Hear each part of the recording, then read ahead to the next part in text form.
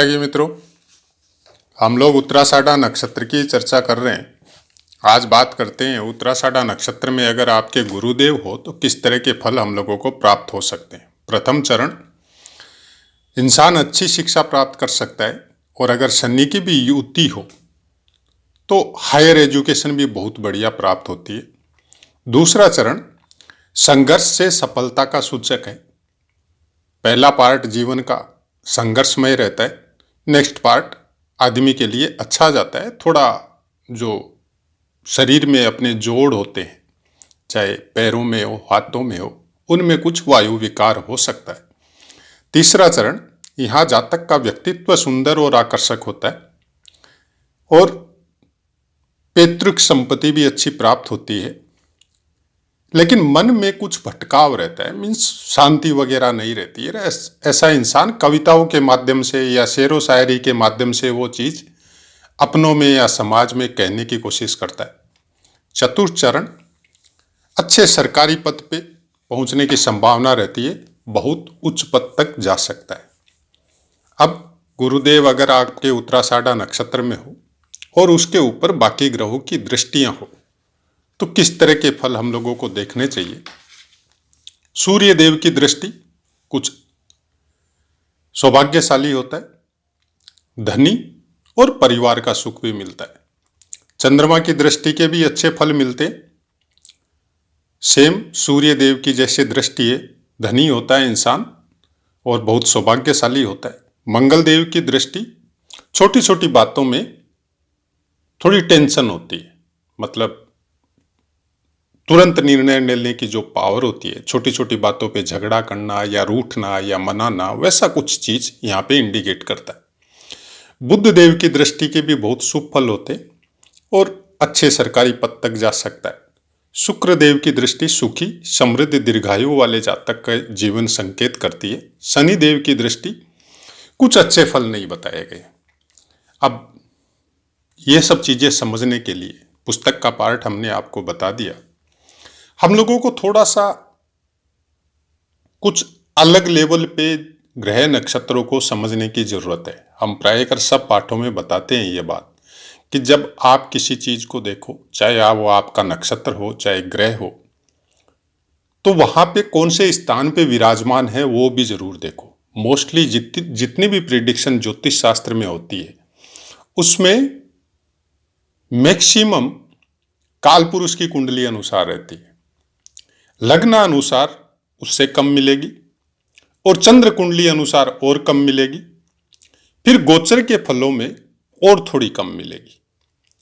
तो हम लोगों को जब प्रिडिक्ट करना होता है, ये उस देवज्ञ के ऊपर निर्भर है कि उसके अभ्यास के द्वारा या उसकी सिक्स सेंथ जो होती है, इंटरनल जो ज्ञान इंसान को प्राप्त होता है, कुछ संघर्ष से होता है, कुछ अभ्यास से होता है, कुछ अपनी ध्यान साधना से होता है और कुछ उसका अपना लेवल है इस एनर्जी को गैदर करने का।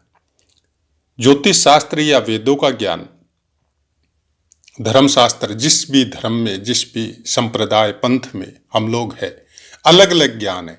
हम लोगों का सनातन धर्म, जिसको हिंदू धर्म हम लोग बोल सकते हैं या वैदिक धर्म बोल सकते हैं, इसमें कोई फिक्स शाखा नहीं है। आप जब किसी अलग क्षेत्र में जाते हैं वहां भी सनातन धर्म है। आप जैसे हम आसाम रहते हैं तो यहाँ भी सनातन धर्म है, लेकिन यहाँ के उच्चारण, यहाँ के मंत्र, यहाँ के जाप, यहाँ के इस रहस्य को समझने की प्रवृत्ति, यहाँ पे जन्मपत्री के बारे में, ज्योतिष के बारे में थोड़ा अलग लेवल का ज्ञान है। तो उन सब ज्ञान से भी वो चीजें प्राप्त होती है। आप तमिल साइड में जाएंगे, बंगाल में जाएंगे, वहां पे कुछ अलग तरीके मिलेंगे। तो इसका मतलब ये हुआ कि अलग अलग ऋषि मुनियों ने अलग अलग क्षेत्र और परिस्थिति और स्थान का विशेष महत्व रखते हुए उन चीजों के ऊपर रिसर्च किया था और उन चीजों के वो नजदीक पहुंचे थे कि इस क्षेत्र की जलवायु ऐसी है तो यहाँ पे ये चीजें ऐसी होने से इस तरह के फल प्राप्त होंगे। और इसीलिए आज भी ज्योतिष में यह बोला जाता है कि जब आप अपनी कुंडली का फलादेश करो तो आपको विशेष ध्यान रखना पड़ेगा कि कौन से ग्रह कौन से भावों के कारक मतलब जैसे आपको नवम स्थान को देखना है अपनी जन्म कुंडली में, आपका लग्न कोई भी हो, तो आपको यह भी देखना पड़ेगा कि आपका गुरु कहाँ प्रेजेंट है। अब हो सकता है नवम स्थान में आपकी मेष राशि हो सकता है नवम स्थान में आपकी वृष राशि हो, कोई भी राशि हो सकती है, लेकिन उसके लिए आपको गुरु को देखना पड़ेगा। उसके बाद में नंबर आता है जिस स्थान में जो नक्षत्र है उसका अधिपति और जो राशि है उसका अधिपति।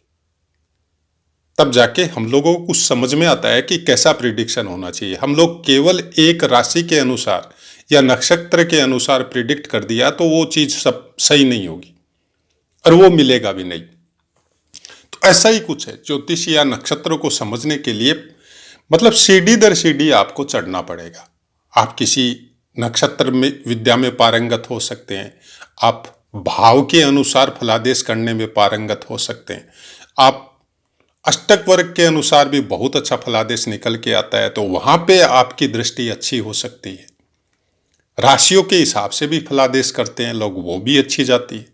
आज के 30-35 साल पहले तक तो चंद्र राशि के अनुसार ही सब चीज का फलादेश हो रहा था पूरे भारतवर्ष में, वहां भी मिल रहा था, वहां भी लोग सुखी थे।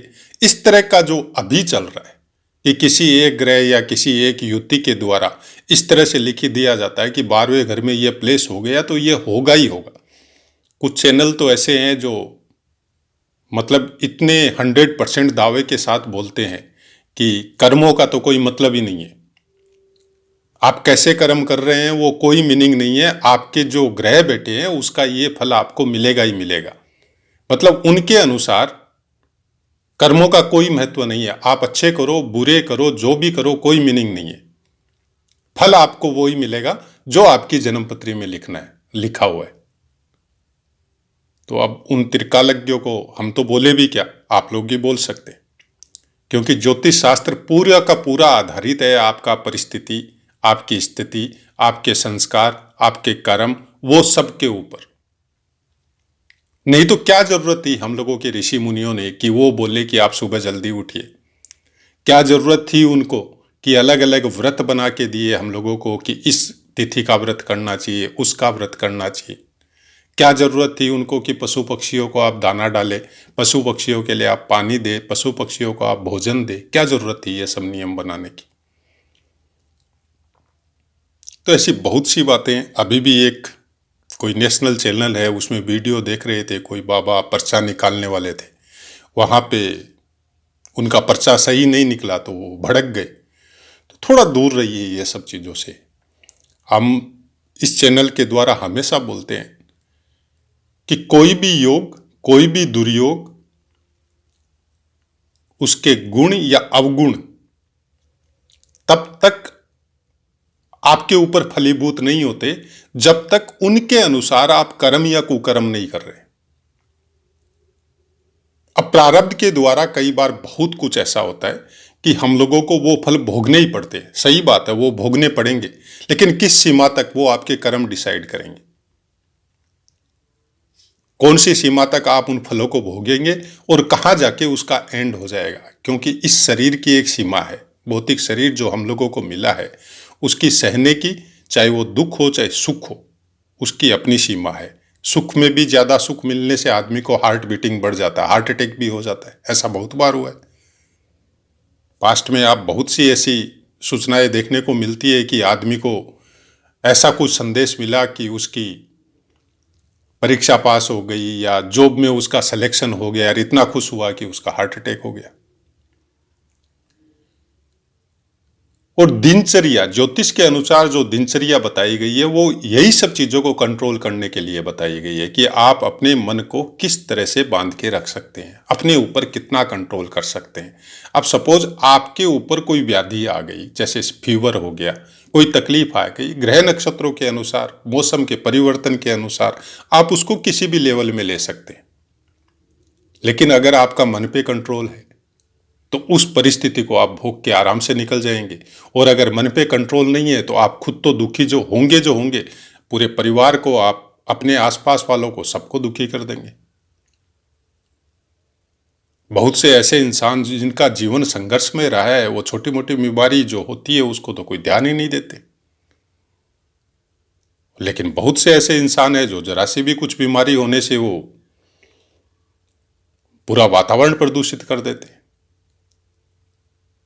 तो ये सब आपको ग्रह नक्षत्र नहीं देते कि आप इतने ज्यादा भयातुर हो, इतने ज्यादा भयक्रांत हो, इतने ज्यादा डरपोक हो, कभी नहीं देते। वो हम लोगों के वर्तमान कर्म देते हैं। डर क्यों लगता है? झूठ बोलने से लगता है, गलत रास्ते से चलने से लगता है, गलत रास्ते के द्वारा हम लोग कुछ अर्निंग कर रहे हैं उसका डर लगता है, और अर्निंग की सीमा जरूरत से ज्यादा हो गई तो उसको बचाने का डर लगता है। और डर कब नहीं लगता? चाहे कम कमा रहे हो, चाहे बेशी कमा रहे हो, सही रास्ते से कमा रहे हो, किसी का बुरा करने की या सोचने की प्रवृत्ति नहीं है तो कहीं डर नहीं लगता, आप कहीं भी जा सकते हैं। डर कहाँ है? कोई अलग से थोड़े ही आपके मन में है। और ज्योतिष उसी को समझने की शिक्षा देता है आपको कि कर्म ऐसे कीजिए अपने मन पे बोझ नहीं हो। सामने वाला कोई मिल जाए तो मन पे एक बोझ आ जाता है कि इस आदमी का हमने कुछ गलत किया था इसके साथ। जैसे ही वो बोझ आपके मन पे आया, आपको एक अलग तरह का डर फीलिंग होने लग गया। अंदर ही अंदर आपको कुछ पीड़ाएं चालू हो गई, और कुछ चीजें वो अंदर ही अंदर इस तरह से होती है कि वो कोई बीमारी का भी रूप ले सकती है। तो ऐसी बहुत सी बातें ज्योतिष के अंदर हम लोग किसी नक्षत्र के द्वारा, अब जैसे इस उत्तराषाढ़ा नक्षत्र में बता दिया गया कि तीसरे चरण में बहुत कुछ होता है, सुंदर है, व्यक्तित्व है, आकर्षक है, लेकिन मन में भटकाव रहता है। अब ये मन का भटकाव किस तरह से दूर होगा और कैसे समझे मन में भटकाव रहता है, उसके लिए आपको यह देखना पड़ेगा कि आपकी कुंडली में, कालपुरुष की कुंडली अनुसार तीसरा चरण आपके मकर राशि में आएगा, और उसके अंदर जब गुरुदेव विराजमान होंगे तो फिर वो मकर राशि के अनुसार फल देंगे। फिर शनिदेव की स्थिति देखनी पड़ेगी आपको, शनिदेव के फलों के बारे में सोचना पड़ेगा, गुरुदेव कौन से भावों का स्वामित्व है वो सोचना पड़ेगा। लेकिन अगर पहले चरण में है तो बहुत अच्छा लिखा हुआ है। वैसे ही शनिदेव की दृष्टि सबसे खराब बताई गई है। क्यों भाई? शनिदेव की दृष्टि क्यों खराब बताई गई? शनिदेव की दृष्टि तो बहुत अच्छी है, क्योंकि वो उसके अपने स्थान में देख रहा हो, लेकिन उत्तराषाढ़ा नक्षत्र उनका नहीं है।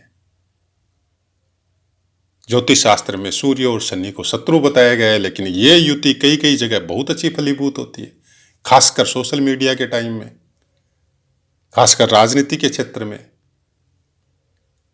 ज्यादातर जो टेक्नोलॉजी का जो क्षेत्र होता है उसके अंदर सूर्य और शनिदेव की युति बहुत अच्छी होती है, दृष्टि बहुत अच्छी होती है। लेकिन वो देखना पड़ेगा कि स्थान बल के अनुसार किस तरह के स्थानों में प्रोवाइड की गई है। एक चरण को छोड़ के बाकी तीनों चरण आपके उसमें चले जाएंगे, दशम स्थान में चले जाएंगे। और अगर गुरुदेव वहां बैठेंगे तो जाहिर सी बात है कुछ अच्छे फलों का दशम स्थान के लिए अच्छा नहीं होगा। शनिदेव की दृष्टि वहां पे खराब करेगी यह जरूरी नहीं है, क्योंकि शनिदेव का खुद का स्थान है। हां, गुरुदेव के फलों में कमी कर सकती है। अब गुरुदेव का फल क्या है? गुरुदेव ऑलरेडी पहले से ही वहां पे खराब फल दे रहे हो अगर आपके, तो फिर उन खराब फलों को कम करेंगे। इसके लिए हम लोगों को उस तरह से समझना पड़ेगा। इसलिए बोला जाता है कि ज्योतिष शास्त्र में आपको अपना रिसर्च, अपना अभ्यास होना बहुत जरूरी है, वो भी कई अलग अलग तरह की कुंडलियों में। और वर्तमान के कर्म ये डिसाइड करते हैं कि इन फलों को आप किस तरह से प्राप्त करेंगे। तो आशा है मित्रों पाठ समझ में आया होगा। अपनी वाणी को विराम देते हैं, आपसे आज्ञा लेते हैं। जय माता।